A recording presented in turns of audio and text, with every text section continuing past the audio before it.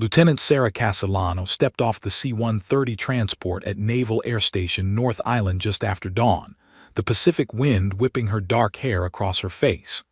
The smell of salt water and jet fuel filled her lungs, familiar scents that reminded her of every forward operating base she'd ever deployed from. But this wasn't a combat zone. This was Coronado, California, home of the Navy SEALs. And in many ways, it would prove more dangerous than anything she'd faced in Fallujah or Helmand Province. She shouldered her pack and made her way to the waiting Humvee, where a young petty officer stood at attention. His eyes widened slightly when he saw her rank insignia and the Marine Special Operations Command patch on her shoulder. "Lieutenant Castellano?" he asked, unable to hide his surprise. Sarah had learned to ignore that look, the one that said she didn't match what people expected when they heard about a Marine Special Operator. "That's right," she replied, tossing her gear in the back. "Let's move." The drive to Naval Special Warfare Center took 15 minutes through pristine military housing and training facilities. The petty officer kept glancing at her in the rearview mirror, clearly wanting to ask questions but not daring to. Sarah watched the buildings pass by, her mind running through everything she knew about this assignment. The Inter-Service Combat Training Symposium was supposed to be an honor. Only the best operators from each branch were invited to share techniques, learn from each other, and strengthen joint operational capabilities. 3 women had been selected from various special operations units across all military branches. Sarah was the only one from Marine Special Operations Command. The Humvee pulled up to a massive concrete training facility that looked like an aircraft hangar had been converted into a gladiatorial arena. Sarah could hear voices inside, hundreds of them, the low rumble of male conversation punctuated by occasional laughter. She stepped out, adjusted her uniform, and walked toward the entrance. This was it. No turning back now. The moment she walked through the doors, the temperature seemed to drop 20 degrees. The cavernous space was filled with bleachers on 3 sides, and sitting in those bleachers were 286 Navy SEALs. Every single one of them turned to look at her. The conversations didn't stop immediately. That would have been too obvious, but they shifted. Voices lowered. Eyes tracked her movement across the floor. Sarah had experienced hostile territory before, but this was different. These weren't enemy combatants. These were supposed to be her brothers in arms. She made her way to the designated area for visiting personnel, where 2 other officers stood, an Army Special Forces captain named Rodriguez and an Air Force pararescue major named Chen. Both men nodded respectfully as she approached. "Castellano," Rodriguez said quietly. "Heard about your work in Ramadi. Good to have you here." "Appreciate it," Sarah replied, setting her pack down. She scanned the facility, taking in the training mats, the obstacle courses, the weapons racks along the walls. Professional assessment, looking for advantages and vulnerabilities. Old habits from too many combat deployments. That's when she noticed them. 2 men standing near the center mat, both in instructor uniforms, both staring directly at her with expressions that made her instincts flare. The taller one had arms crossed over his chest, a stance of territorial aggression. The other one was smiling, but it wasn't friendly. It was the smile of a predator that had just spotted prey. "Those are Chief Petty Officers Morrison and Walsh," Chen said, following her gaze. "Senior combat instructors, been here for years. They run the hand-to-hand combat program." He paused, then added more quietly, "Word of advice, stay off their radar." Sarah filed that information away but said nothing. She dealt with men like that before. Hell, she'd grown up with 4 older brothers who tried to break her every time she wanted to play football or join their wrestling matches. The military had been more of the same. Every step of her career had been a fight to prove she belonged. Marine Corps boot camp, where drill instructors had tried to wash her out. Infantry officer course, where she'd been one of the first women to complete it. The grueling selection for Marine Special Operations, where the failure rate was over 90%. She'd survived it all. 2 SEAL instructors with attitude problems weren't going to intimidate her. A whistle pierced the air. Captain Marcus Reed strode to the center of the training floor, his presence commanding immediate attention. He was in his late 40s, with the weathered look of someone who'd spent decades in special operations. His reputation preceded him: 3 Bronze Stars, 2 Silver Stars, a legend among naval special warfare. "Gentlemen," Reed's voice carried across the facility without needing amplification, "and officers from our sister services, welcome to the Naval Special Warfare Center. Over the next 5 days, we're here to share knowledge, push our limits, and learn from the best operators in the United States military." He paused, his eyes sweeping across the assembled SEALs. "This symposium represents the future of special operations, joint capabilities, integrated tactics, mutual respect across branches." Sarah noticed that Morrison and Walsh hadn't changed their postures. They were still staring at her, their body language broadcasting hostility. Several of the younger SEALs in the bleachers had noticed too, exchanging uncomfortable glances. Reed continued, "Today we'll begin with close-quarters combat techniques. We'll break into groups, rotate through stations, and—" "Sir," Morrison's voice cut through the briefing, "question about the training roster." Reed's jaw tightened almost imperceptibly. "Go ahead, Chief." "I'm seeing some participants listed who might not meet our standard physical requirements for full contact demonstrations." Morrison's eyes hadn't left Sarah. "Just want to ensure we maintain the integrity of the training, sir. Wouldn't want anyone to get hurt because they're not prepared for the intensity." The facility went dead silent. Every person in that room knew exactly who Morrison was talking about. This wasn't a safety concern, it was a challenge, a line drawn in the sand. Captain Reed's expression hardened. "Every operator here was personally selected based on their combat record and capabilities, Chief. I trust you'll treat them with the professional respect they've earned." "Of course, sir," Morrison replied, but his smile said otherwise. Sarah felt Rodriguez tense beside her. "Don't take the bait," he whispered. But Sarah wasn't looking at Morrison anymore. She was watching the 286 faces in the bleachers, reading the room. Some looked uncomfortable with their instructor's behavior. Others were smirking, enjoying the show. A handful seemed genuinely curious about what would happen next.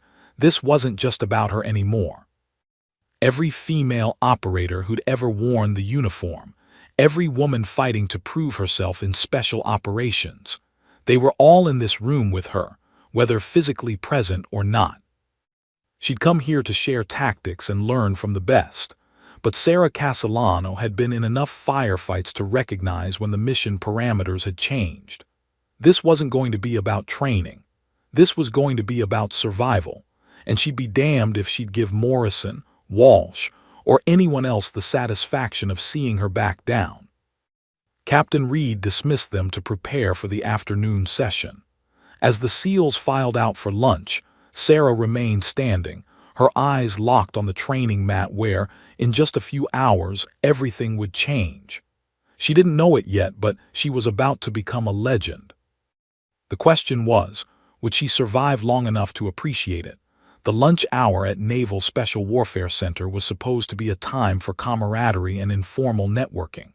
Instead, Sarah found herself sitting at a table with Rodriguez and Chen, acutely aware that every other table in the massive cafeteria had created an invisible buffer zone around them. It wasn't overt hostility, SEALs were too professional for that, but the message was clear. They were outsiders. "This is bullshit," Rodriguez muttered, stabbing at his food.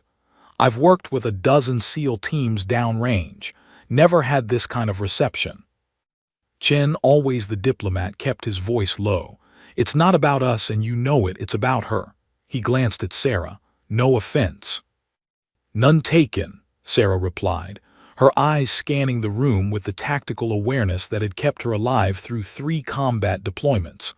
"I've seen worse." That was true, but it didn't make the current situation any less dangerous. In combat, you knew who the enemy was. Here, the threat was more insidious, institutional resistance disguised as tradition, prejudice wrapped in concerns about standards and unit cohesion. Sarah had fought this battle her entire career, but never with such high stakes. This wasn't just about her anymore. 300 pairs of eyes were watching to see if a woman could hang with the most elite warriors in the American military. Across the cafeteria, Chief Petty Officers Jake Morrison and Derek Walsh sat at the center table, surrounded by a group of instructors and senior enlisted SEALs. Morrison was a mountain of a man, 6'4", 240 pounds of muscle earned through 20 years of punishing training and combat deployments. His arms were covered in tattoos that told the story of his career: tridents, skulls, unit insignias from a dozen deployments. His face was all hard angles and scar tissue, with eyes that had seen too much death to be bothered by civilized constraints. Walsh was smaller but no less dangerous, a coiled spring of violence with a reputation as one of the most technical fighters in naval special warfare. Where Morrison was a sledgehammer, Walsh was a scalpel. Together, they'd trained thousands of SEALs, broken hundreds of would-be operators who didn't meet their standards, and built a reputation as the toughest instructors in the command. They also had another reputation, one that Sarah had heard whispered in the back channels of the special operations community. They were gatekeepers who believed that certain people, specifically women, had no business in their world. Over the years, there had been complaints: female support personnel who reported inappropriate comments, female intelligence officers who'd been subjected to hostile training environments, even a female helicopter pilot who'd filed a formal complaint about their conduct during a joint exercise. Nothing had ever stuck. Morrison and Walsh were too valuable, too connected, too good at what they did. The complaints always got buried under concerns about morale, unit cohesion, and the special nature of their mission. After all, special operations wasn't supposed to be comfortable. It was supposed to be hard. And if some people couldn't handle the pressure, well, maybe they didn't belong. Sarah watched them from across the cafeteria, her tactical mind already running scenarios. She'd dealt with men like this before, alpha males who saw any challenge to their dominance as an existential threat. They were predictable in their aggression, which made them dangerous in a different way. Predictable enemies often set traps. As if sensing her gaze, Morrison looked up and locked eyes with her. For a long moment, they stared at each other across 50 feet of cafeteria space. Then Morrison smiled, a cold, calculating expression that never reached his eyes, and stood up. Walsh followed immediately, and together they began walking towards Sarah's table. "Here we go," Rodriguez whispered, his body tensing. "Stay cool," Sarah replied, though her own pulse had quickened. This was the opening move in whatever game Morrison and Walsh were playing. The two instructors stopped at their table, Morrison's shadow falling across Sarah's lunch tray. Up close, he was even more imposing, a physical presence designed to intimidate. "Lieutenant Castellano," he said, his voice carrying just far enough for nearby tables to hear. "Mind if we have a word?" It wasn't really a question. Sarah set down her fork and met his gaze steadily.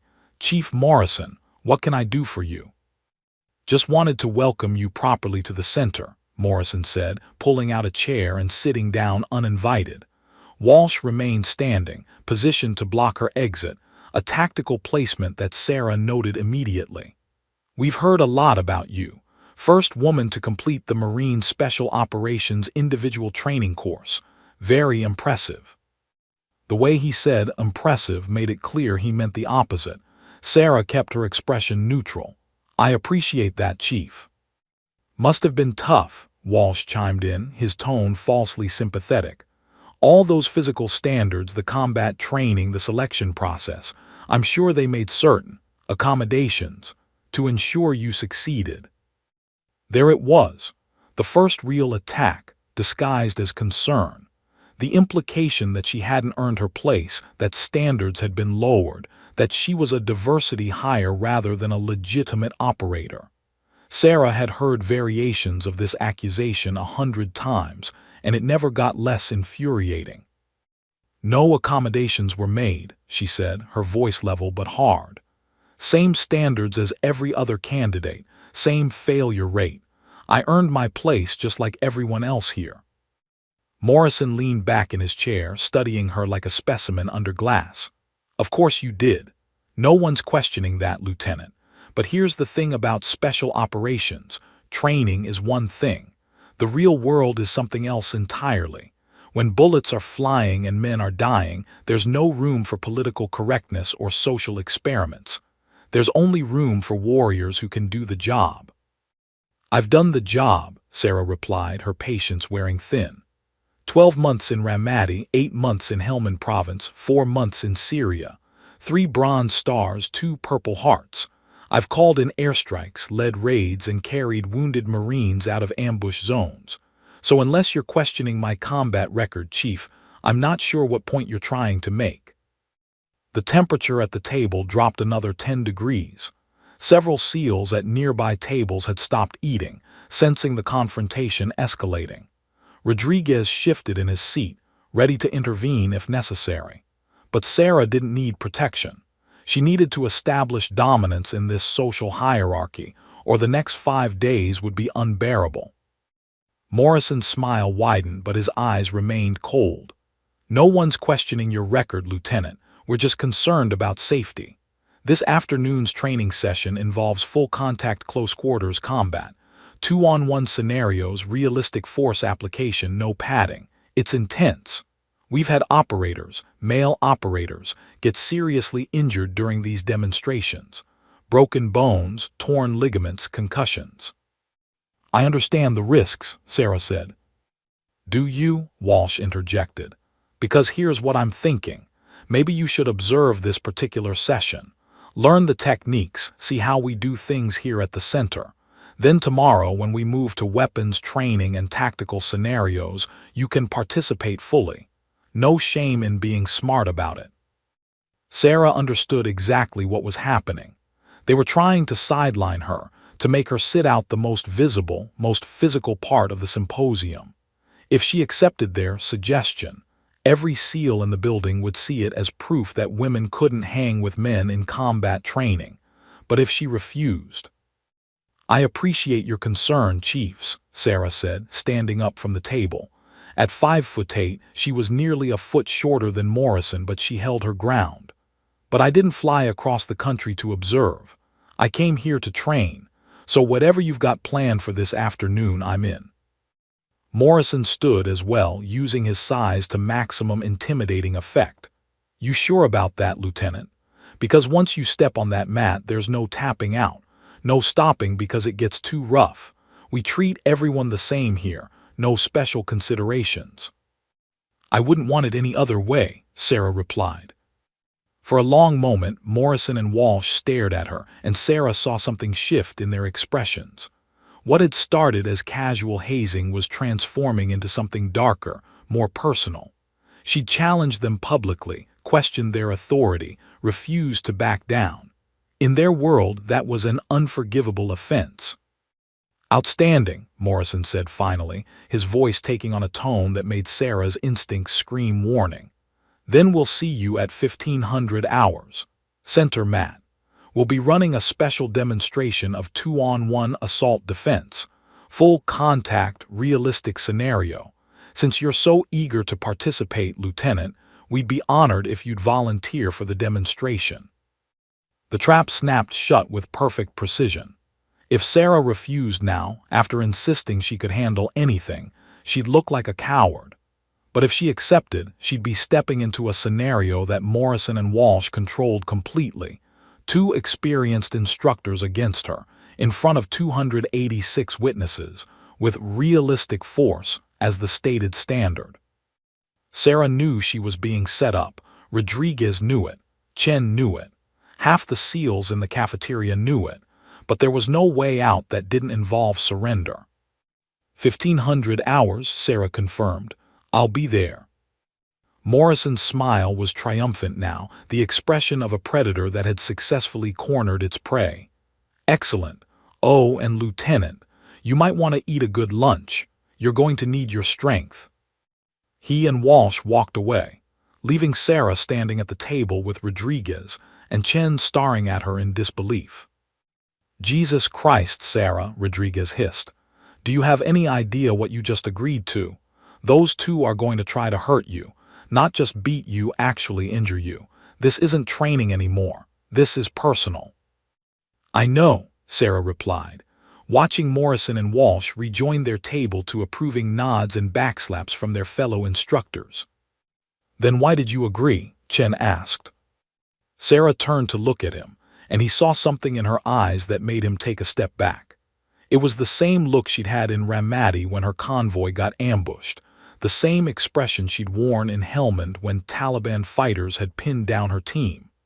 It was the look of someone who decided that retreat wasn't an option, that the only way out was through. "Because if I back down now, every woman who comes after me will have to fight this same battle," Sarah said quietly. "And I'm tired of fighting the same battles over and over again, so this ends today, one way or another." She sat back down and finished her lunch, though she could barely taste the food. Across the cafeteria, Morrison and Walsh were already planning their attack. 3 hours until showtime. 3 hours until everything changed.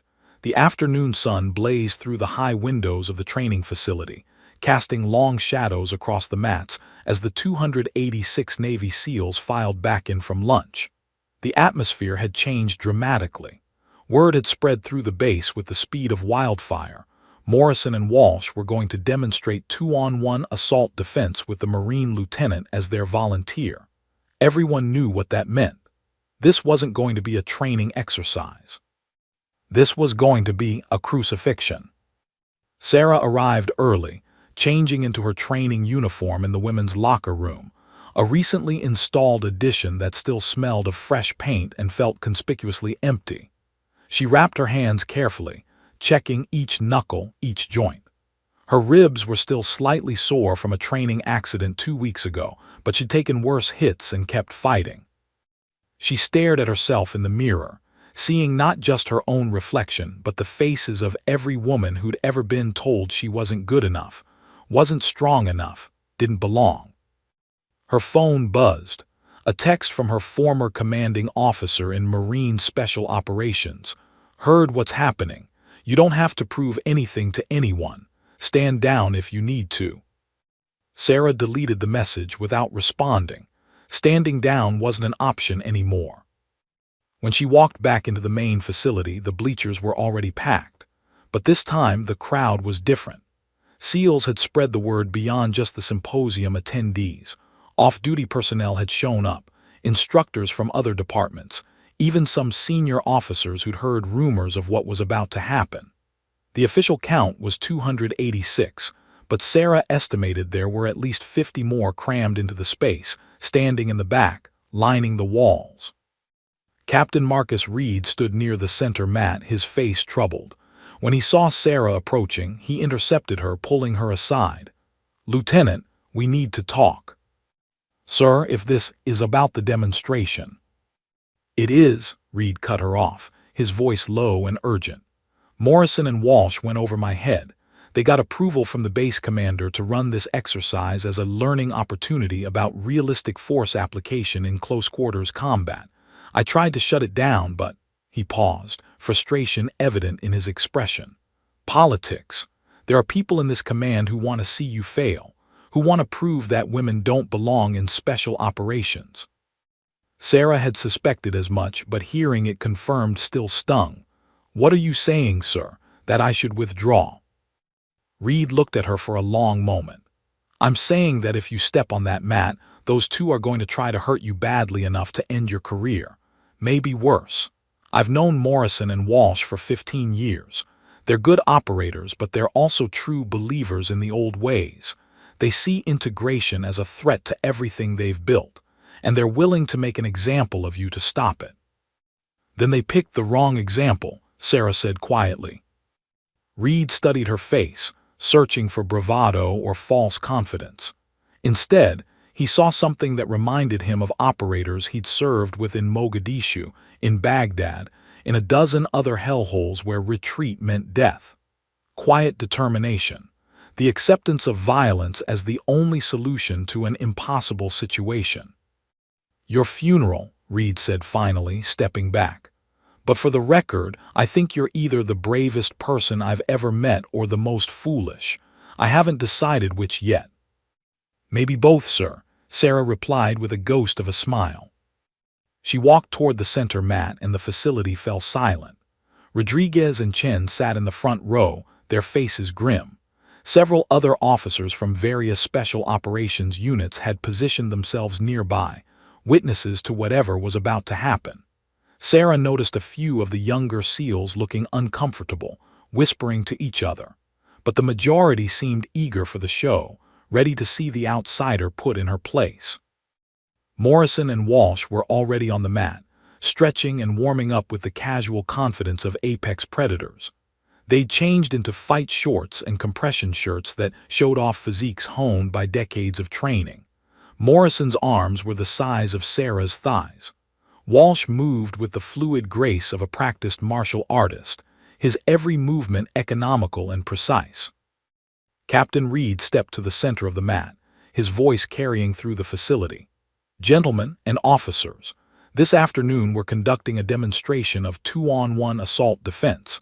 This is an advanced technique used when an operator is outnumbered and must neutralize multiple threats simultaneously." He paused, his eyes sweeping the crowd. "Chief Petty Officers Morrison and Walsh will be demonstrating offensive tactics. Lieutenant Castellano has volunteered to demonstrate defensive responses." A murmur rippled through the crowd. Volunteered. Everyone knew that wasn't exactly true. Morrison stepped forward, his voice booming. "Before we begin, let's establish the parameters. This is a realistic force scenario. That means we're not pulling punches, we're not slowing down, and we're simulating actual combat conditions. The objective for the defender is to neutralize both attackers using any means necessary. The objective for the attackers is to overwhelm and subdue the defender." He looked directly at Sarah. "Everyone clear on the rules?" "Crystal clear, Chief," Sarah replied, stepping onto the mat. Walsh circled around to her left, establishing a flanking position. "One more thing, Lieutenant. In real combat, enemies don't wait for you to be ready. They don't give you time to set up or prepare. They attack when you're vulnerable, when you're not expecting it. So we're going to simulate that reality here." Sarah's instincts screamed warning. They were setting her up for a sucker punch, a cheap shot before she was properly positioned. But calling them out would make her look scared, unwilling to face real conditions. "I understand," she said, moving to the center of the mat and assuming a neutral stance.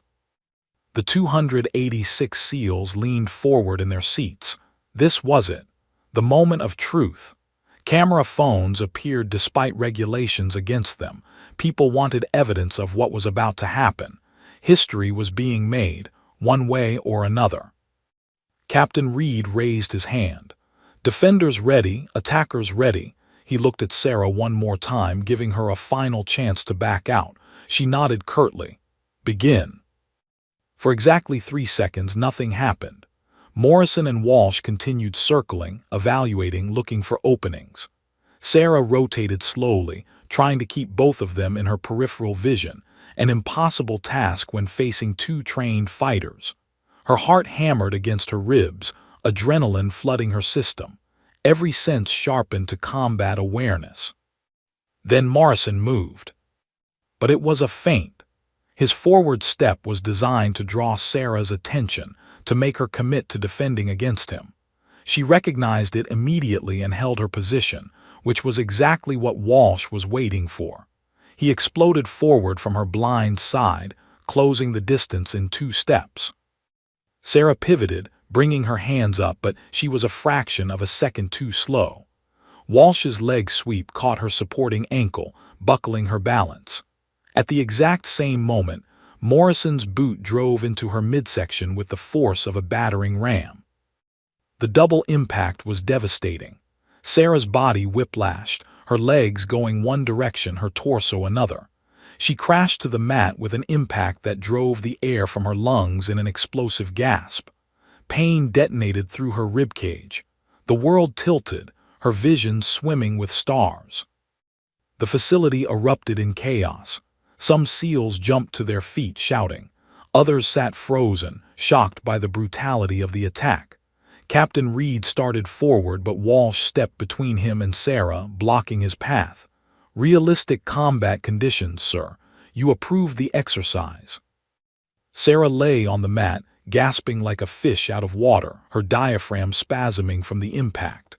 Blood filled her mouth. She'd bitten her tongue on impact. Through the haze of pain, she heard Morrison's voice above her.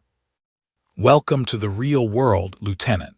This is what happens when you play with the big boys." Walsh's laugh was cruel. "Maybe you should stick to desk jobs. Leave the fighting to actual warriors." The two men stood over her, not even pretending to help her up, making it clear to everyone watching that this wasn't a training accident. This was a message. This was dominance established through violence. Rodriguez was on his feet, shouting something at Reed.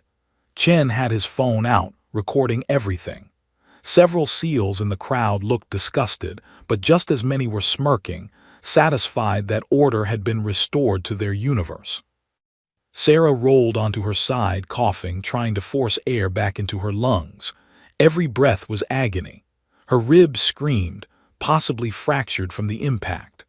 Blood dripped from her mouth onto the white mat, small crimson droplets that looked like flowers blooming. Captain Reed pushed past Walsh. "That's enough. Exercise terminated. Lieutenant Castellano, stay down. We're getting you medical." "No." Sarah's voice was barely a whisper, but it cut through the noise like a blade. Reed stared at her. "Lieutenant, you need." "I said no." Sarah planted her hands on the mat, pushing herself to her knees. The pain was incredible, a white-hot fire spreading through her torso, but she'd been hurt before. Worse than this. An IED in Ramadi had thrown her 20 feet and left her with a concussion and internal bleeding. A firefight in Helmand had resulted in shrapnel wounds that required 43 stitches. This was just pain, and pain was something she could work through. Morrison's smile widened. "Oh, this is going to be good. She wants more." Sarah made it to her feet, swaying slightly. Blood ran from the corner of her mouth down her chin.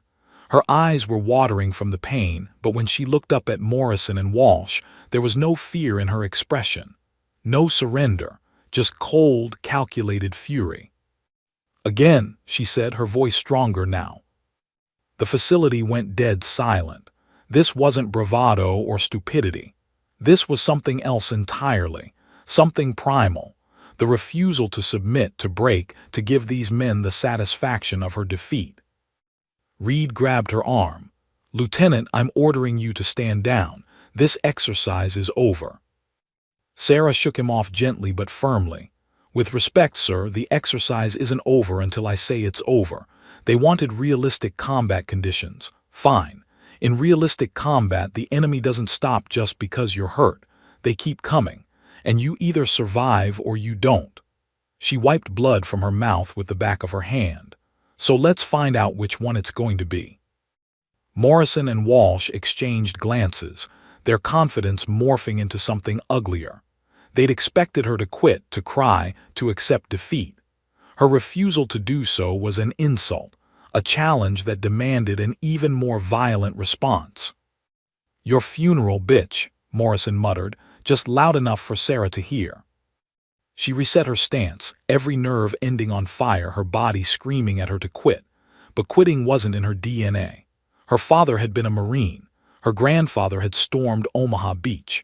Her great-grandfather had fought in the Ardennes. The women in her family hadn't served, they hadn't been allowed to, but Sarah carried their strength too. All the women who'd been told no, who'd been pushed down, who'd been expected to accept their place in the shadows. This ended here, today on this mat. Morrison and Walsh circled again, but this time there was no testing, no evaluation. They were done playing. They were going to end this. And Sarah was ready. The silence in the facility was suffocating. 286 Navy SEALs held their collective breath, along with the 50-plus additional personnel who'd crowded in to witness what everyone now understood was no longer a training exercise. This was something darker, a public execution disguised as instruction, a line being drawn in blood and sweat about who belonged in the Brotherhood of Special Operations. Sarah stood in the center of the mat, her stance wider now, lower, compensating for the damaged ribs that made every breath feel like inhaling broken glass. Blood still trickled from the corner of her mouth, and she could taste copper on her tongue. Her vision had cleared, but the edges were still fuzzy from the impact. Concussion protocol said she should be sitting down, getting evaluated. Combat instinct said that sitting down meant dying. Morrison cracked his neck, the sound echoing through the facility like a gunshot. Walsh rotated his shoulders, loosening up. They were taking their time now, drawing out the moment, making sure everyone in the building understood what was about to happen. This wasn't about training anymore.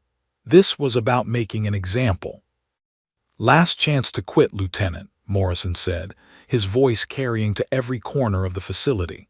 "Walk away now and we'll call it a training injury. No harm, no foul. You can go back to your unit and tell them you gave it your best shot."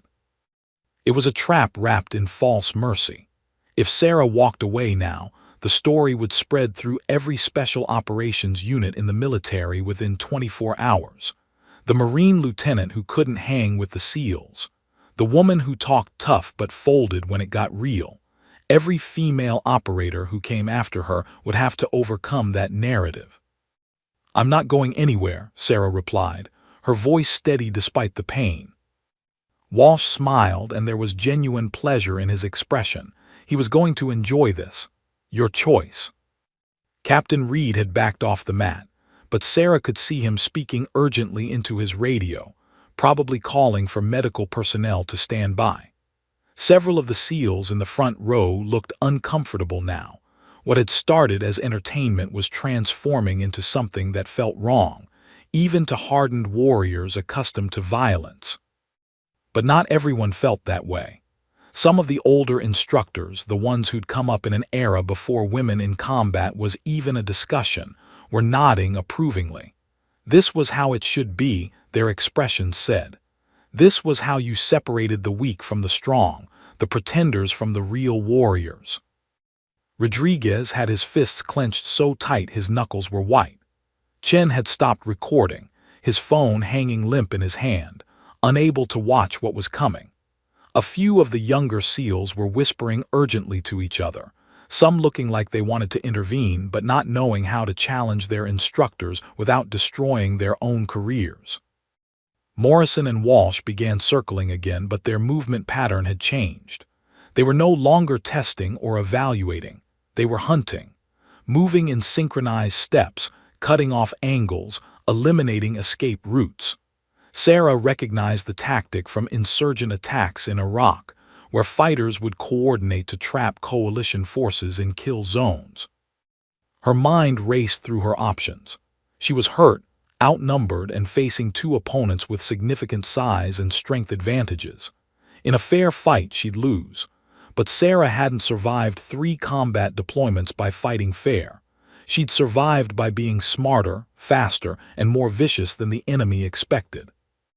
The key was to make them commit, to let them think they had the advantage, then exploit the moment when they were most vulnerable. It was a dangerous gamble. If her timing was off by even a fraction of a second, she'd end up unconscious or worse. But playing defensive against 2 attackers was a losing strategy.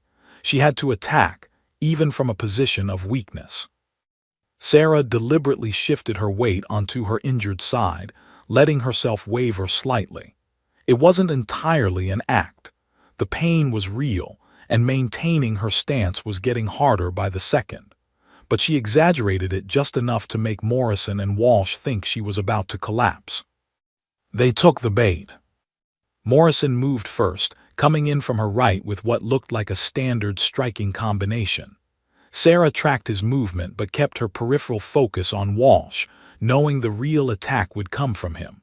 Morrison was the hammer, the obvious threat meant to draw her attention. Walsh was the blade, waiting for the perfect moment to strike. Sarah blocked Morrison's first jab, a defensive movement that was deliberately slow, making her look more hurt than she was.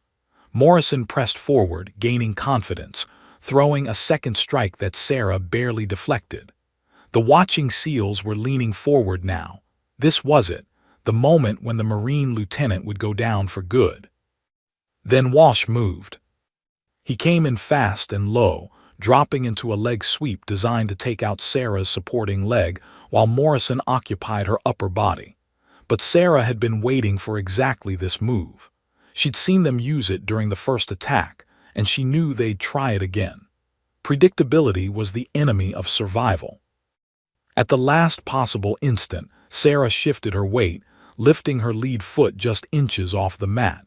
Walsh's sweep passed underneath her, his momentum committed to the technique. At the same time, Morrison threw a heavy cross, putting his full weight behind the punch, expecting to connect with a stationary target. But Sarah wasn't stationary anymore. She dropped low and rotated hard, using Walsh's incoming momentum against him. His leg sweep, missing its target, left him off balance. Morrison's heavy cross, thrown with full commitment, hit nothing but air, pulling him forward and down. For a fraction of a second, both men were vulnerable, their attacks having failed simultaneously, their balance compromised. It was a window of opportunity measured in milliseconds. Sarah didn't hesitate. But Morrison and Walsh were too experienced, too well-trained to stay vulnerable for long. They recovered almost instantly, resetting their stances. The moment passed, the opportunity vanished. And then they both attacked at once. No more testing, no more evaluation, pure, coordinated violence. Morrison came in high while Walsh came in low, a pincer movement designed to be literally impossible to defend against. Sarah couldn't block both attacks. Human anatomy didn't work that way. She had to choose which one to defend against and take the hit from the other. She chose wrong. Sarah committed to defending against Morrison's high strike, bringing her hands up to protect her head. It left her completely exposed to Walsh's low attack. His leg sweep connected with devastating precision, hooking her supporting ankle and yanking it out from under her with enough force to lift her completely off the mat. At the exact same instant, Morrison adjusted his attack. Instead of the high strike Sarah was defending against, he dropped his trajectory and drove his boot directly into her solar plexus with the force of a mule kick. The double impact was catastrophic. Sarah's legs went one direction while her torso whipped backward. She was airborne for a fraction of a second, completely helpless, before gravity slammed her into the mat with bone-jarring force. The back of her head bounced off the canvas. Her spine compressed from the impact. Every molecule of air exploded from her lungs in a wet, gasping sound that echoed through the facility. Pain erupted everywhere at once. Her ribs, already damaged from the first attack, felt like they'd been hit with a sledgehammer. Her diaphragm went into complete spasm, unable to draw breath. Her head rang like a bell, vision going dark at the edges. Blood filled her mouth, more than before, possibly from internal injuries. The watching crowd erupted in chaos. Half the SEALs jumped to their feet, some shouting in protest, others in approval. Rodriguez vaulted over the barrier separating the spectator area from the mat, Chen right behind him. Captain Reed was already running towards Sarah, screaming for medical personnel. Several of the younger SEALs looked horrified, while the older instructors nodded with grim satisfaction. Sarah lay on the mat, unable to move, unable to breathe, unable to do anything but experience pure agony. Her training screamed at her to get up, to keep fighting, but her body wouldn't respond.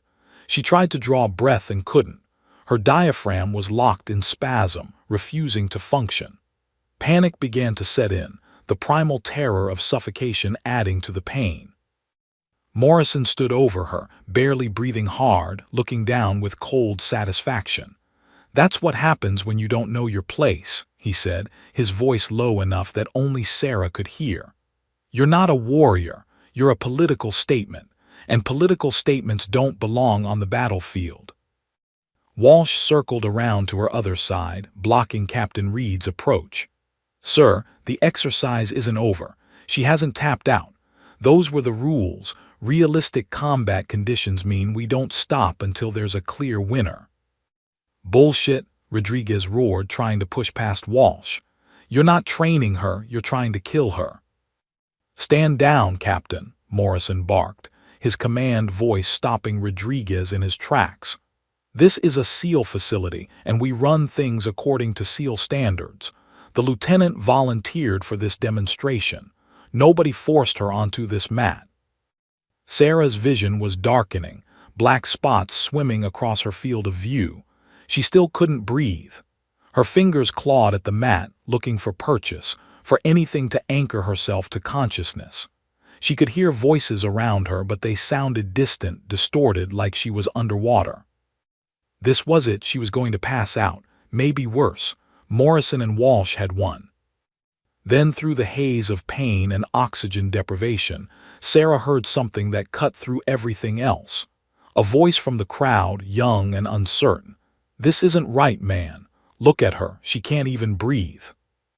Another voice, older and harder. Shut up, Boot. This is how it works. You don't belong, you get sorted out. But she's not even fighting back anymore. This is just. I said shut up. Those words, she's not even fighting back anymore, penetrated Sarah's fatting consciousness like an electric shock. Not fighting back, giving up, letting these bastards win, proving them right.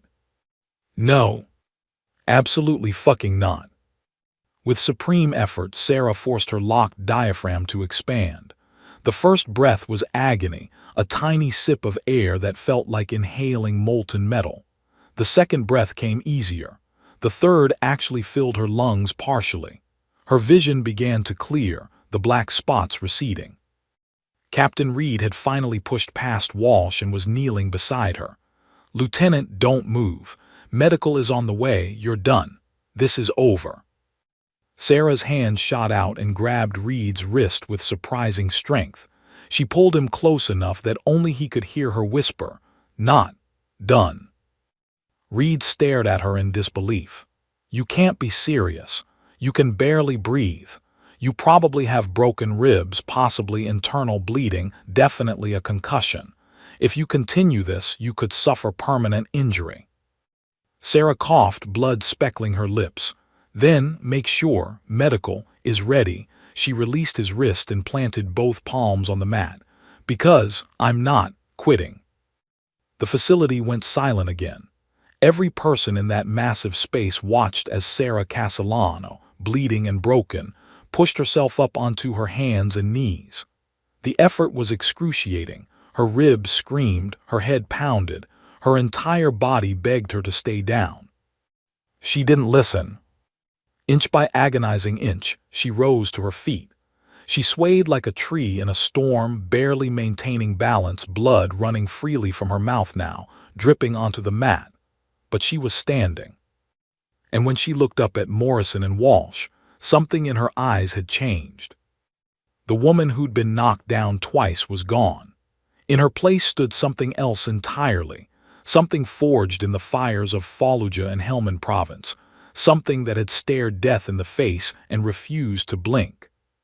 Again, Sarah said, her voice barely above a whisper but carrying absolute conviction. Let's go again. Morrison's confident smile faltered for the first time. This wasn't how it was supposed to go. She was supposed to quit, to break, to prove that women couldn't handle the reality of combat training. Walsh stepped forward, genuinely angry now. You stupid bitch, we're trying to teach you a lesson. Why won't you just? Because I've already learned all the lessons you have to teach, Sarah interrupted, her voice growing stronger. I learned them in real combat, against real enemies, who were actually trying to kill me, not just trying to protect their fragile egos. The insult hung in the air like a grenade. Morrison's face flushed red. You want to go again? Fine, but this time we're not holding back. Sarah smiled, blood staining her teeth. Good. Neither am I. The atmosphere in the training facility had transformed into something electric, dangerous, and utterly unprecedented. What had begun as a demonstration had evolved into something far more primal, a test of will that transcended gender, rank, and protocol.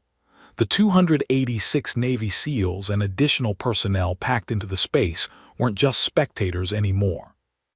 They were witnesses to something that would be talked about for decades. Sarah reset her stance, and everyone who'd seen real combat recognized the shift. Her body language had changed completely. Gone was the defensive posture of someone trying to survive. In its place was the predatory stillness of someone who'd made a fundamental decision. If she was going down, she was taking them with her. Blood dripped steadily from her mouth onto the white mat, creating a small crimson pool at her feet. Her breathing was shallow and controlled, each breath calculated to minimize the pain from what were almost certainly fractured ribs. Her left eye was beginning to swell from where her head had bounced off the mat. By every medical standard, she should have been on a stretcher heading to the base hospital. But medical standards didn't account for the kind of rage that came from a lifetime of being told you weren't good enough, weren't strong enough, didn't belong. That rage was a fuel source more potent than adrenaline, more sustaining than oxygen.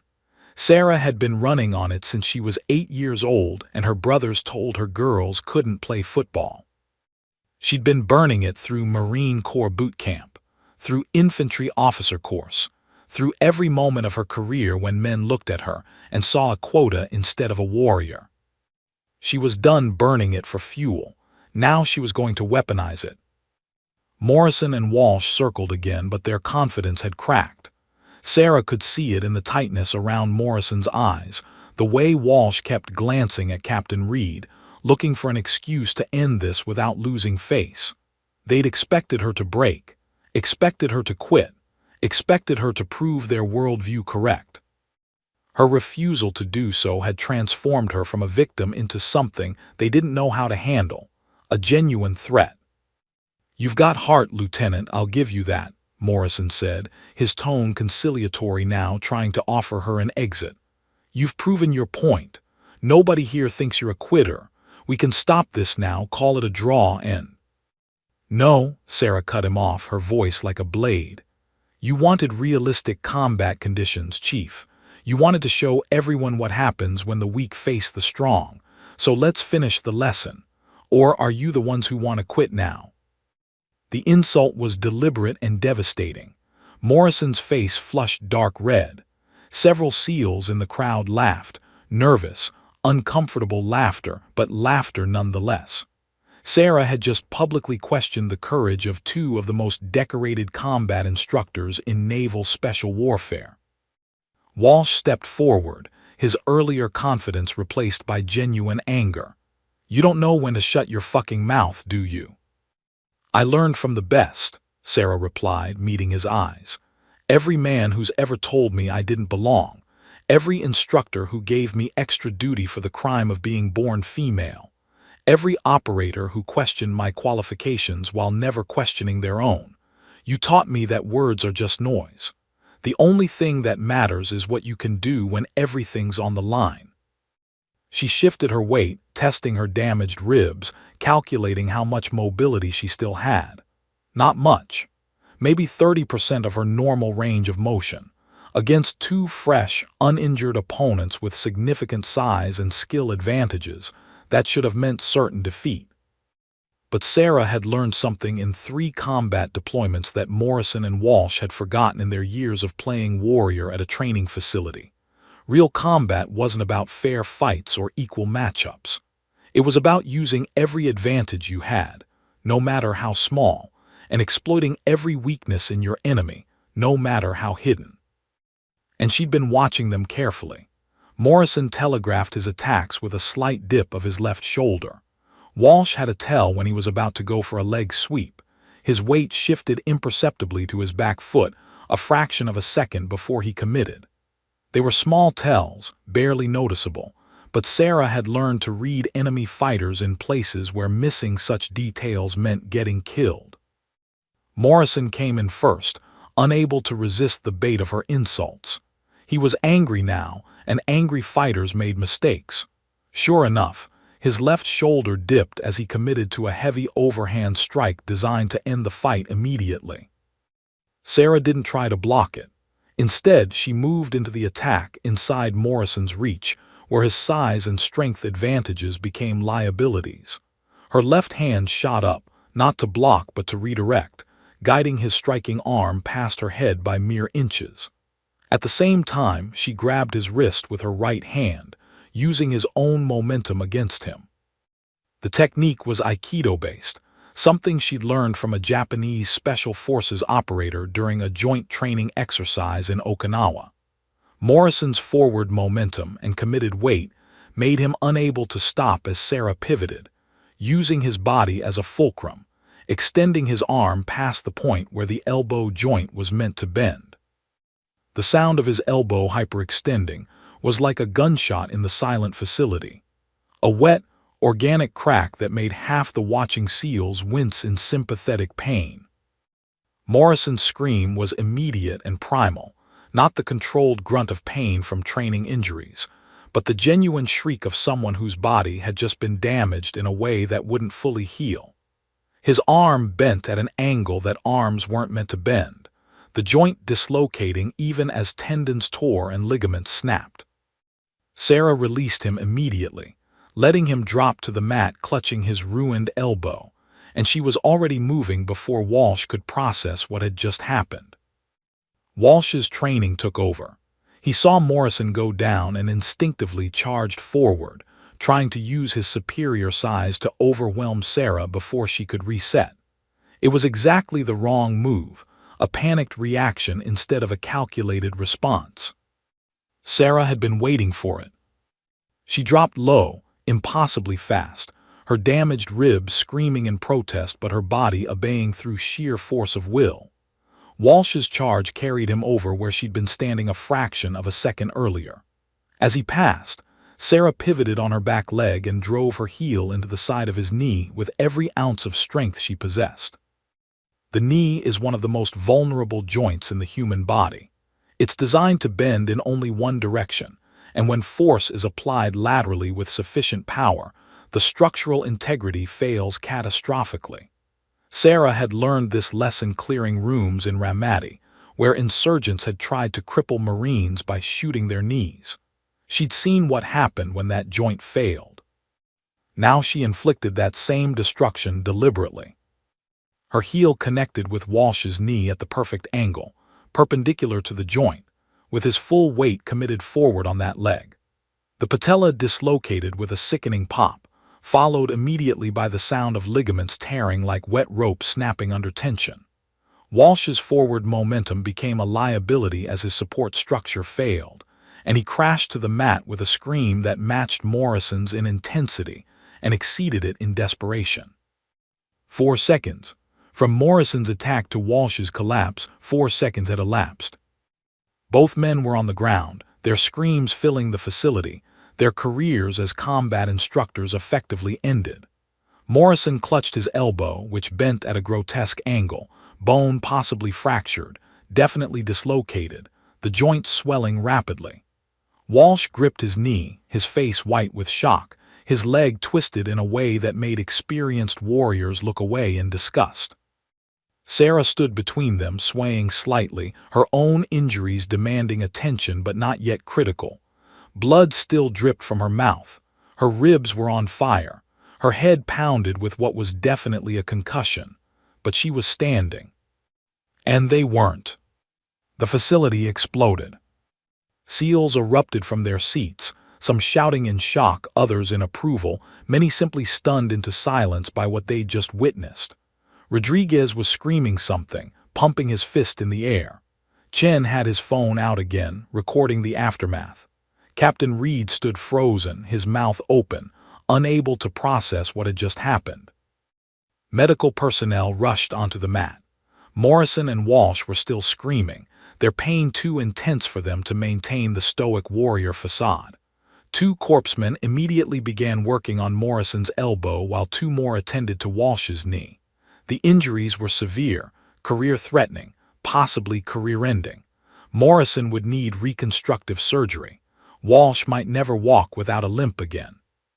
Sarah took a step back from the chaos, her tactical mind already shutting down the combat response, returning her to normal consciousness. The adrenaline that had sustained her was beginning to fade, and with it came the full weight of her injuries. Her vision swam. Her legs felt weak. The pain that she'd been suppressing through sheer will was demanding its due. A young SEAL medic approached her cautiously. "Ma'am, I need to examine you. You're bleeding internally, possibly." "After them," Sarah interrupted, her voice hoarse. "Take care of them first." "Ma'am, Jewel." "That's an order, petty officer," Sarah said, her command voice cutting through his objections. "I can wait, they can't." The medic hesitated, then nodded and returned to Morrison and Walsh. It was the right call tactically. Their injuries were more severe, but Sarah also knew the optics mattered. If she accepted treatment before the men she'd injured, the story would become about her brutality, her lack of mercy. By insisting they be treated first, she was controlling the narrative, showing that even in victory, she maintained the honor code that all warriors were supposed to follow. Captain Reed finally unfroze and walked to her side. His expression was unreadable: shock, respect, anger, confusion, all mixing together. "Lieutenant Castellano," he said quietly, so only she could hear. "What the hell did I just witness?" "Realistic combat conditions, sir," Sarah replied, her voice barely above a whisper. "Exactly as advertised." Reed stared at her for a long moment. "Those men might never fully recover. Morrison's elbow is destroyed. Walsh's knee. Christ, Lieutenant, you crippled them." "They tried to cripple me first, sir," Sarah said, meeting his eyes. "I just succeeded where they failed." "This is going to be a shitstorm," Reed muttered, looking at the crowd of witnesses, many of whom were still filming on their phones despite regulations. "There will be investigations, hearings, probably courts-martial." "I know, sir." "Was it worth it?" Sarah looked around the facility, at the faces of the 286 SEALs who'd watched the entire thing. Some looked angry, some looked disgusted, but many, especially the younger ones, looked at her with something new in their eyes. Not pity, not tolerance, respect. Real earned respect. "Yes, sir," Sarah said. "It was worth it." She took a step toward the exit, intending to walk off the mat under her own power to maintain her dignity to the end. But her body had other ideas. The adrenaline was gone now, and with it went the last reserves of strength that had kept her standing. Her legs buckled. Rodriguez caught her before she hit the ground, his strong arms supporting her weight. "I've got you," he said. "Jesus Christ, Sarah, I've got you." "Did I win?" Sarah asked, her consciousness starting to fade. Rodriguez laughed, a sound somewhere between admiration and disbelief. "Yeah, Lieutenant, you won." As the medics finally swarmed around her, as consciousness slipped away into the welcoming darkness of shock and exhaustion, Sarah's last thought was simple and satisfied. Worth it. The organized chaos of emergency medical response filled the training facility as 3 sets of corpsmen worked simultaneously on 3 critically injured personnel. Morrison's screams had subsided into low, agonized moans as morphine flooded his system. Walsh had gone silent, his face gray with shock, eyes fixed on his grotesquely swollen knee. And Sarah lay on a 3rd stretcher, finally allowing the medics to work on her after insisting the 2 men receive treatment first. The 286 Navy SEALs remained in the facility, nobody moving toward the exits despite the conclusion of the demonstration. They stood in clusters, processing what they'd witnessed, voices rising and falling in heated debate. This wasn't just a training incident anymore. This was a defining moment that would reshape conversations about integration, standards, and what it meant to be a warrior in the modern military. "Jesus Christ, did you see that elbow?" one young SEAL muttered to his teammate. "She destroyed it in like one move." "That wasn't luck," an older operator replied, his voice carrying authority. "That was textbook joint manipulation. Perfect technique, perfect timing. I've seen Master Chief instructors who couldn't have executed that better." But Morrison and Walsh, they're legends. How did she? Because they underestimated her, the older SEAL cut him off. And in a real fight, underestimating your enemy is how you die. Those two forgot that. Similar conversations rippled through the crowd. The facility had divided into rough factions. Those who still believed Sarah didn't belong and had simply gotten lucky or fought dirty.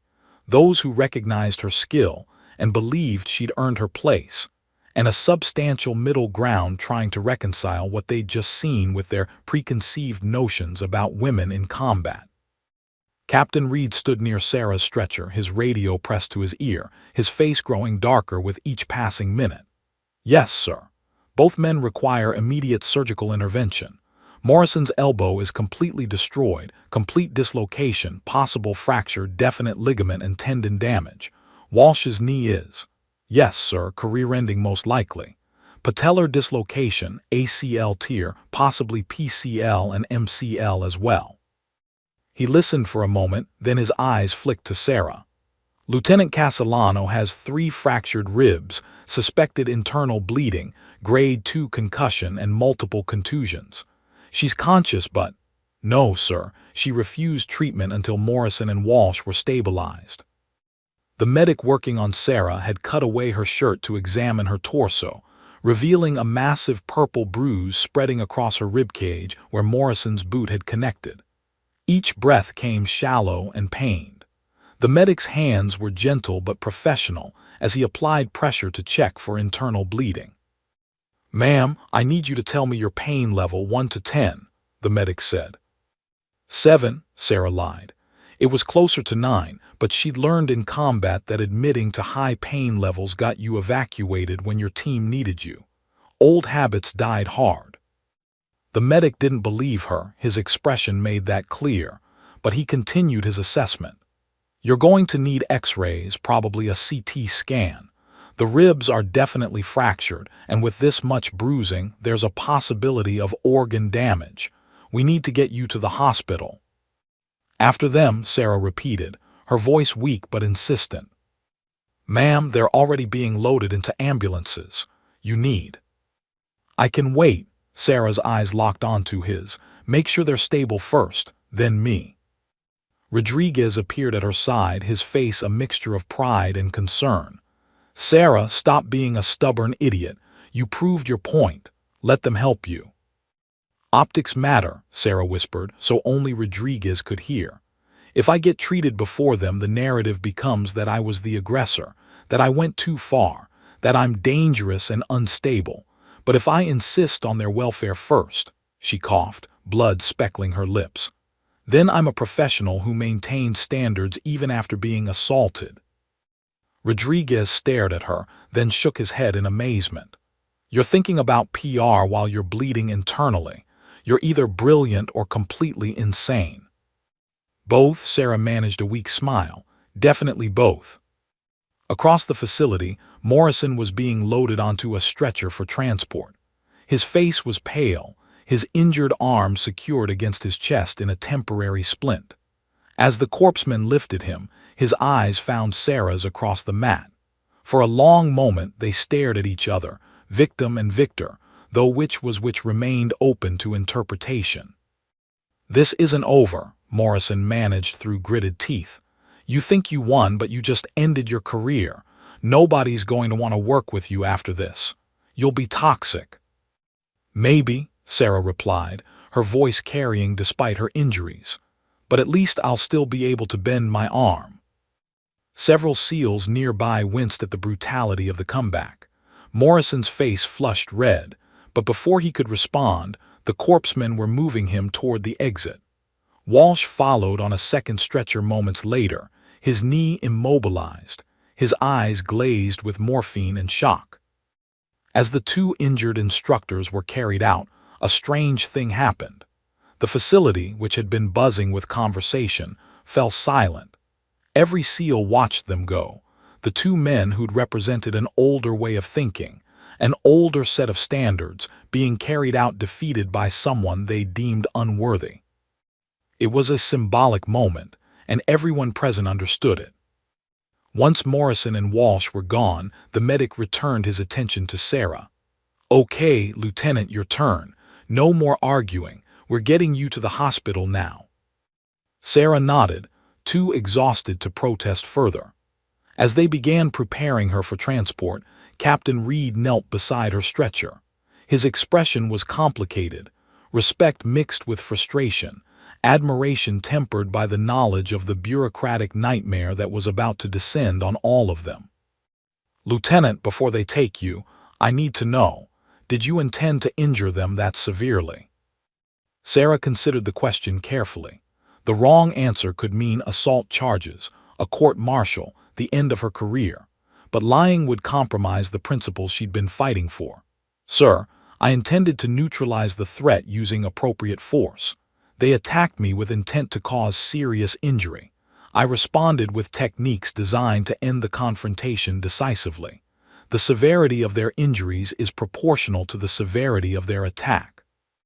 It was the perfect answer, legally defensible, tactically sound, and impossible to argue with given the video evidence of Morrison and Walsh's initial assault.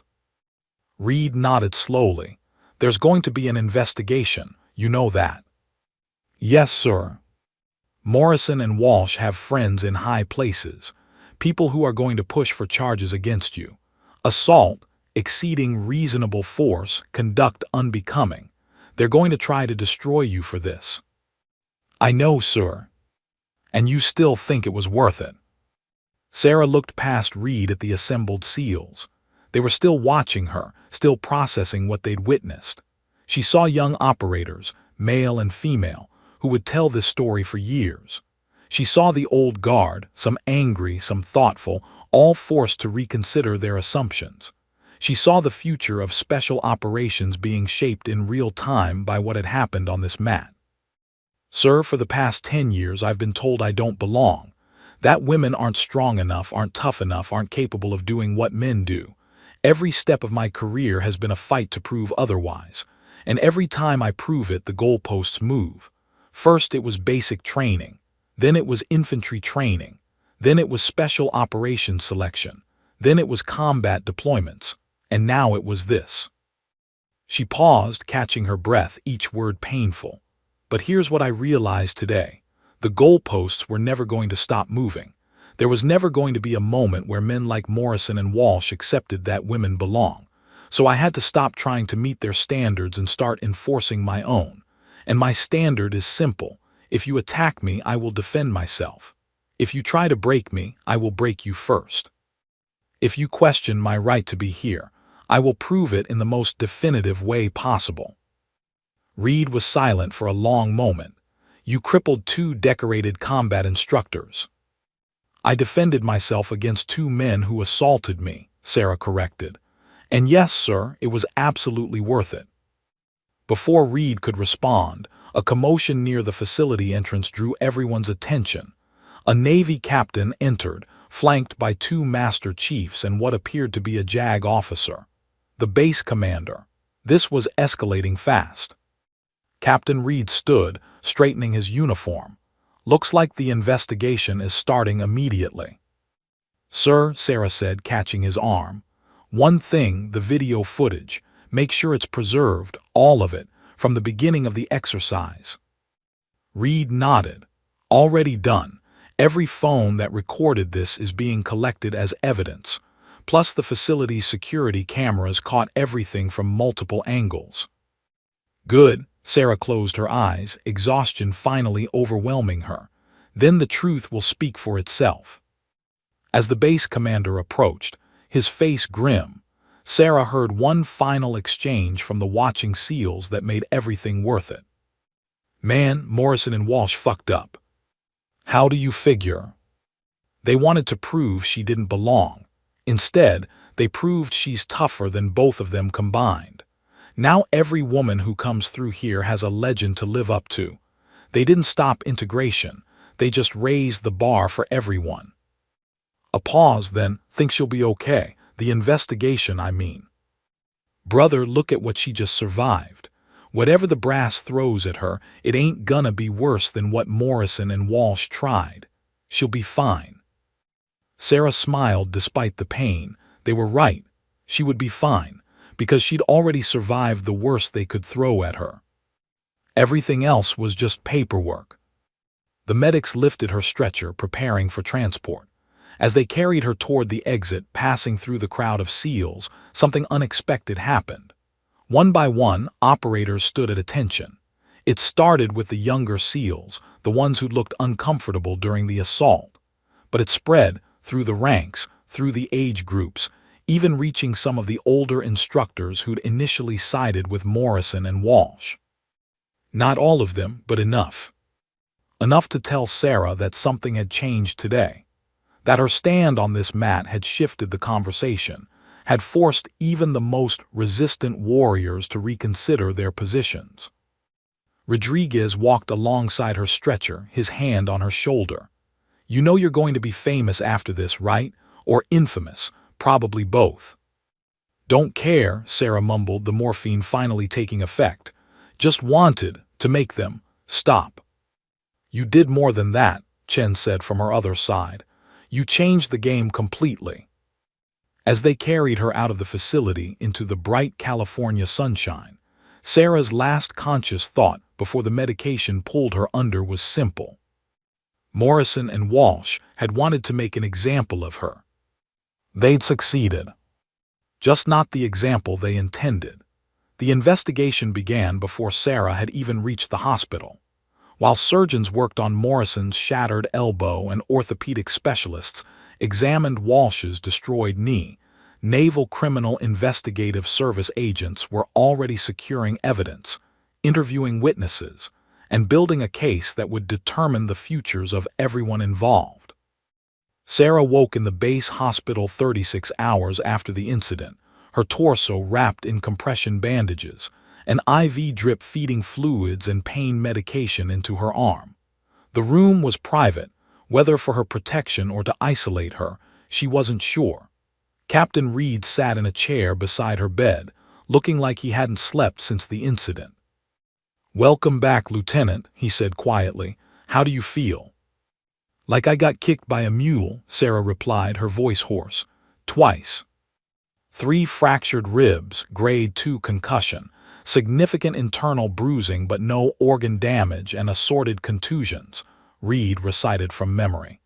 "The doctors say you'll make a full recovery in 6 to 8 weeks. You got lucky." "What about Morrison and Walsh?"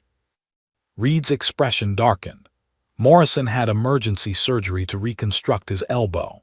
The orthopedic surgeon said the joint was completely destroyed, dislocated, fractured, with massive ligament and tendon damage. Even with surgery, he's looking at 12 to 18 months of recovery, and he'll never regain full range of motion. His career as a combat instructor is over, probably his operational career too. Sarah absorbed this information without visible emotion. And Walsh? Worse, complete patellar dislocation with ACL, PCL, and MCL tears. The knee is essentially non-functional. He's already been informed that medical retirement is likely. Even with the best surgical intervention and physical therapy, he'll have a permanent limp and chronic pain for the rest of his life. Sarah closed her eyes. She'd known the damage would be severe. She'd intended it to be. But hearing it confirmed, knowing she'd ended the careers of 2 decorated combat veterans, hit differently than the heat-of-the-moment violence. "Any regrets?" Reed asked, watching her carefully. Sarah opened her eyes and met his gaze directly. "I regret that it came to that. I regret that 2 experienced operators thought attacking a fellow service member was acceptable. I regret that the culture of naval special warfare enabled their behavior for years. But do I regret defending myself? No, sir. Not for a second." Reed nodded slowly. "Good, because that's exactly the statement you're going to need to maintain. NCIS has been conducting interviews for the past day and a half. They've talked to all 286 SEALs who witnessed the incident, plus the additional personnel who were present. They've reviewed footage from 17 cell phones and 4 security cameras. And Lieutenant, the picture that's emerging is complicated." "Complicated how?" Reed pulled out a tablet and brought up a video file. This is the facility security footage, full sequence. Watch. Sarah watched as the incident replayed from an overhead angle. Seeing it from outside her own perspective was surreal. She could see Morrison and Walsh's coordinated attack, could see herself being driven to the mat with brutal force, could see the blood, the injury, the moment when any reasonable person would have quit. Then she watched herself stand up, watched the second assault, watched her surgical counterattacks that destroyed both men in under 4 seconds. The footage is pretty clear about who initiated the violence, Reed said. Morrison and Walsh's first attack violated every training safety protocol. The force they used was excessive, coordinated, and deliberately intended to injure. That's not training, that's assault. So I'm clear. Not exactly. Reed switched to another file. NCIS also recovered text messages between Morrison and Walsh from the night before the symposium, messages discussing how they were going to sort out the diversity hire and teach the Marine bitch what real operators look like. They planned the assault, Lieutenant. This wasn't a training accident or excessive enthusiasm. This was premeditated. Sarah felt a cold satisfaction settle in her chest. That should help my case. It does, but here's where it gets complicated. Reed pulled up another document. NCIS has also uncovered a pattern of behavior going back 7 years. 16 female service members have come forward with complaints about Morrison and Walsh. Sexual harassment, hostile training environments, deliberate attempts to wash women out of programs through excessive or dangerous training requirements. Sarah's breath caught. 16. 16 confirmed so far. NCIS thinks there may be more who were too afraid to come forward. Every single complaint was filed through proper channels. Every single one was investigated by their chain of command. And every single one was dismissed as personality conflicts or inability to meet standards or oversensitivity to the rigors of special operations training. The implications were staggering. Morrison and Walsh hadn't just targeted Sarah. They'd been running a systematic campaign against women in special operations for years, and the command structure had enabled it, either through incompetence or complicity. Jesus Christ, Sarah whispered. It gets worse, Reed continued, his voice heavy. 3 of those 16 women left the military entirely after their complaints were dismissed. 2 transferred out of special operations. 1 attempted suicide. The institutional failure here goes way beyond Morrison and Walsh. This is a systemic problem. Sarah stared at the ceiling, processing the magnitude of what Reed was telling her. So what happens now? Now it becomes a political firestorm, Reed said bluntly. Congress is already asking questions. The Secretary of the Navy has ordered a comprehensive review of harassment and discrimination policies across naval special warfare. The base commander has been relieved of duty pending investigation into why so many complaints were ignored. And Morrison and Walsh are facing courts-martial for assault, conduct unbecoming, and conspiracy to violate the civil rights of female service members. And me. Reed hesitated. You're in a legal gray area, Lieutenant. On one hand, you were clearly defending yourself against an assault. The video evidence supports that completely. On the other hand, the severity of the injuries you inflicted has raised questions about whether your response was proportional. Proportional, Sarah's voice hardened. They coordinated a double attack specifically designed to injure me seriously enough to end my career. I responded with techniques designed to neutralize the threat. That's textbook self-defense. I agree, Reed said, and so does the JAG officer reviewing your case. But there are people in this command, people senior to me, who see this differently. They see 2 decorated combat veterans with destroyed careers and a female officer they believe represents the woke military they despise. They're pushing for charges against you. Excessive force, assault, conduct unbecoming. Sarah felt anger rising in her chest, hot and righteous. So even after everything, the planned assault, the pattern of harassment, the institutional cover-up. They still want to make me the villain. Some of them, yes, Reed admitted. But not all. You've got supporters too, Lieutenant, some very powerful ones. He pulled up another file on the tablet. The 286 SEALs who witnessed the incident have been interviewed extensively. Want to know what they said? Sarah nodded, bracing herself. 73% stated that Morrison and Walsh's initial attack was excessive and violated training protocols. 81% stated that your defensive response was justified given the circumstances. And here's the interesting part. 42 SEALs, including several senior operators, have submitted sworn statements supporting you. They're testifying that Morrison and Walsh had a history of excessive behavior in training, that complaints about them had been ignored, and that what happened to you was inevitable given the command climate. Sarah felt something loosen in her chest. 42. 42, Reed confirmed, including Master Chief Randall, who's been a SEAL for 28 years and has more combat deployments than anyone in the command. His statement is particularly damning. He says, and I quote, "What Lieutenant Castellano demonstrated was not excessive force, but superior combat skills against two larger opponents who attacked her with intent to cause severe injury. The fact that she survived and prevailed speaks to her capabilities as a warrior. The fact that Morrison and Walsh believed they could get away with such an attack speaks to a command failure that goes back years." Tears pricked at Sarah's eyes. She'd spent so long fighting alone, so long assuming that every male operator saw her as an outsider, that having 42 of them stand up for her felt almost overwhelming. "There's more," Reed continued.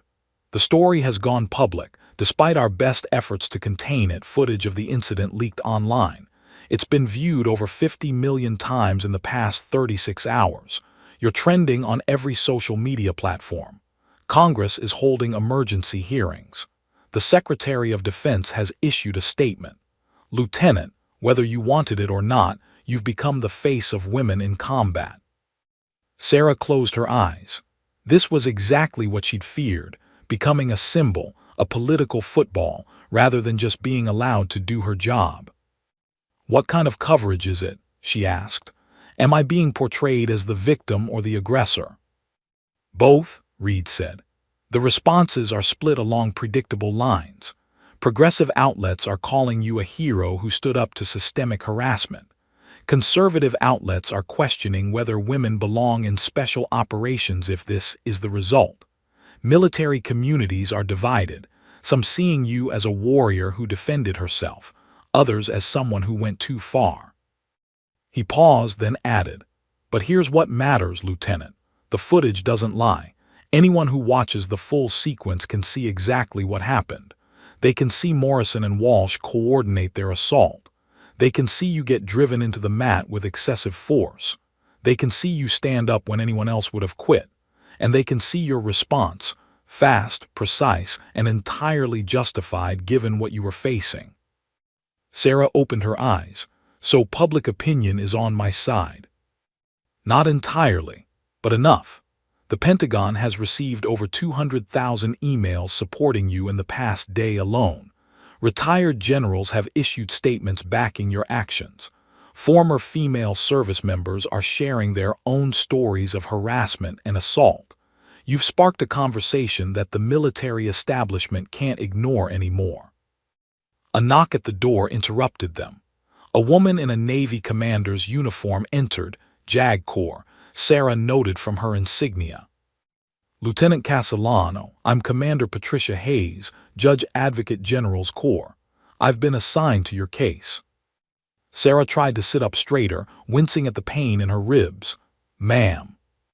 Commander Hayes pulled up a chair. "I'll get right to the point. The investigation into this incident has revealed systematic failures at multiple levels of command. Morrison and Walsh are facing courts-martial with charges that will likely result in dishonorable discharge and possible prison time. Several officers in the chain of command are being investigated for failure to act on credible complaints of harassment." "And me?" Sarah asked. Hayes smiled grimly. You, Lieutenant, are in the clear. The JAG review concluded that your actions constituted lawful self-defense against an assault. No charges will be filed. However, she paused, there are some people who are very unhappy about this outcome. They're going to make your life difficult if you remain in special operations. Let them try, Sarah said flatly. Hayes's smile widened. I was hoping you'd say that, because the Navy needs people like you, Lieutenant. People who won't back down, who won't accept that's how it's always been as an excuse for bad behavior. But fair warning, the fight isn't over. It's just beginning. Sarah looked between Hayes and Reed, seeing in their faces the weight of what was coming. Hearings, depositions, media scrutiny, political battles. The physical fight with Morrison and Walsh had lasted minutes. The institutional fight would last years. I'm ready, Sarah said. I've been ready my whole career. Good, Hayes replied, standing. Because in 72 hours, you're testifying before a congressional committee investigating harassment and discrimination in special operations. Your story is going to change how the military handles these issues. Are you prepared for that? Sarah thought about the 16 women who'd come forward, the ones who'd tried and failed to stop Morrison and Walsh through proper channels, the ones who'd left the military, transferred away, or worse. She thought about every female service member who'd face similar situations in the future. Yes, ma'am, Sarah said firmly. I'm prepared. After Hayes left, Reed remained behind. One more thing, Lieutenant. The 286 SEALs who watched you fight, they've started calling you something. A call sign. What call sign? Reed's expression was unreadable. Reckoning. Because that's what you brought to Morrison, Walsh, and everyone who enabled them. A reckoning they couldn't avoid. Sarah considered that for a moment, then nodded slowly. I can live with that. Good, because that's who you are now. Not just Sarah Castellano, Marine officer, but Reckoning, the woman who refused to back down and changed everything. As Reed left, Sarah stared at the ceiling, her body aching, her future uncertain but her conscience clear. The fight was just beginning. But she'd already won the battle that mattered most. 4 months later, Sarah Castellano stood at the entrance to the Naval Special Warfare Center at Coronado, watching the sun rise over the Pacific. The same facility where she'd been assaulted, where she'd fought back, where she'd changed everything. But today, she wasn't returning as a victim or a symbol. She was returning as an architect of the future. The intervening months had been a whirlwind of testimony, interviews, and transformation. Her appearance before the congressional committee had been broadcast live, her calm recitation of events, and the systematic failures that enabled them sparking a firestorm of reform. Morrison had been dishonorably discharged and sentenced to 3 years in military prison for assault and conspiracy. Walsh received a similar sentence, though his would likely be reduced due to his permanent disability. 7 officers in the chain of command had been relieved of duty or forced into early retirement for failing to act on complaints. But the real changes went deeper than individual accountability. The Secretary of Defense had mandated a complete overhaul of harassment reporting and investigation procedures across all special operations units.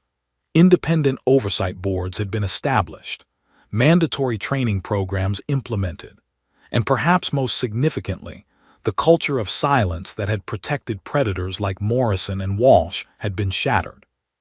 Sarah walked through the facility doors, her stride confident despite the occasional twinge in her ribs that reminded her of that day. The physical injuries had healed, her ribs were fully mended, the concussion resolved, the bruises faded to memory. But the psychological impact remained, not as trauma but as hardened resolve. The facility had changed too. New banners hung on the walls emphasizing respect, professionalism, and accountability. The training protocols had been completely rewritten, with independent safety officers now present at all full-contact exercises. And most visibly, the proportion of female personnel had increased dramatically. Women were no longer rare exceptions, but integrated members of the Special Operations community. Captain Reed met her in the main corridor, extending his hand with genuine warmth. "Lieutenant Castellano, welcome back, or should I say, welcome to your new assignment." Sarah shook his hand firmly. "Thank you, sir. I'm honored to be here." "The honor is ours," Reed replied, and the sincerity in his voice was unmistakable. "What you did, what you survived, forced this entire command to look in the mirror and confront some ugly truths. We're better for it, even if the process was painful." He led her through the facility, and Sarah noticed something remarkable. Every person they passed, male or female, SEAL or support staff, acknowledged her with nods of respect. No hostility, no resentment, just professional recognition of a fellow warrior who'd earned her place through the most brutal crucible imaginable. They reached a large briefing room where approximately 30 people waited, a mix of SEALs, Marine Special Operations personnel, Army Special Forces, and Air Force Pararescue. The new integrated combat training program that Sarah had been tasked with developing and implementing. Her official title was Program Director, but everyone involved understood what she really was: the person who'd proven that excellence transcended gender, and that the only standard that mattered was capability. "Ladies and gentlemen," Reed announced, and Sarah noted with satisfaction that he used both terms naturally. "This is Lieutenant Sarah Castellano, your new Program Director. She needs no introduction, but I'll give one anyway. Lieutenant Castellano is a decorated combat veteran with 3 deployments, a Marine Special Operations qualified officer, and the person who identified critical flaws in our training protocols through unconventional means." A few people chuckled, others smiled. Everyone had seen the footage, everyone knew the story. Reed continued, "She's been tasked by SOCOM leadership to develop and implement a new training paradigm that maintains the highest operational standards while ensuring all personnel are treated with the professionalism they deserve. This program will become the model for joint special operations training across all branches. Lieutenant, the floor is yours." Sarah stepped forward, her eyes scanning the room. She saw curiosity, respect, and in a few faces, residual skepticism. Good. Skepticism meant critical thinking. Blind acceptance would have been more concerning. "Thank you, Captain Reed. Before we discuss the new program, I want to address something directly." Sarah's voice was clear, confident, carrying the authority of someone who'd earned it through blood and pain. 4 months ago, in this facility, I was assaulted by 2 instructors who believed I didn't belong in special operations. They weren't acting alone. They were products of a culture that valued tradition over excellence, that confused hazing with standards, and that saw integration as a threat rather than an opportunity. She paused, letting her words sink in. What happened on that mat wasn't about me proving women belong. It was about exposing a systemic failure that endangered everyone, male and female, who didn't fit a narrow definition of what a warrior should look like. The fact that 16 women had filed complaints that were ignored means 16 opportunities to fix the problem were wasted. The fact that Morrison and Walsh continued operating for years means dozens of qualified personnel were probably driven out of special operations because they couldn't survive the hostile environment.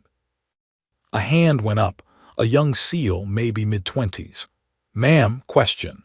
The old school guys say that softening standards to accommodate women will get people killed in combat. How do you respond to that?" Sarah appreciated the directness. "I respond by pointing out that nobody in this room is advocating for softening standards. The standards exist for a reason. They predict combat performance and unit survivability. What we're eliminating is the artificial bullshit that has nothing to do with standards. Hazing isn't a standard. Sexual harassment isn't a standard. Assault disguised as training isn't a standard." She moved to a whiteboard and began writing. "Here's the framework for the new program. 1. All training objectives must be directly tied to combat performance requirements. If a technique or drill doesn't make you better at the mission, it's eliminated. 2. Safety protocols are non-negotiable. We train hard, we train realistically, but we don't deliberately injure our own people to prove a point. 3. Performance is evaluated objectively, with multiple assessors and documented metrics. No more gut feelings or personal vendettas determining who passes or fails. Another hand, a female army officer. Ma'am, how do we handle the cultural resistance? There are still plenty of operators who believe women don't belong, regardless of performance. Sarah nodded. Fair question. The answer is that we don't handle cultural resistance through persuasion or sensitivity training. We handle it through demonstrated competence and zero tolerance for harassment. If someone can't work professionally with qualified personnel regardless of gender, they don't belong in special operations. Period. This isn't about changing hearts and minds. It's about enforcing professional standards. She clicked to the next slide, showing performance data. These are the graduation rates from the past 3 years of special operations training across all branches, broken down by gender. Women have lower pass rates, that's true, but look at the reasons for failure. For men, the primary reasons are physical performance failures and voluntary withdrawal.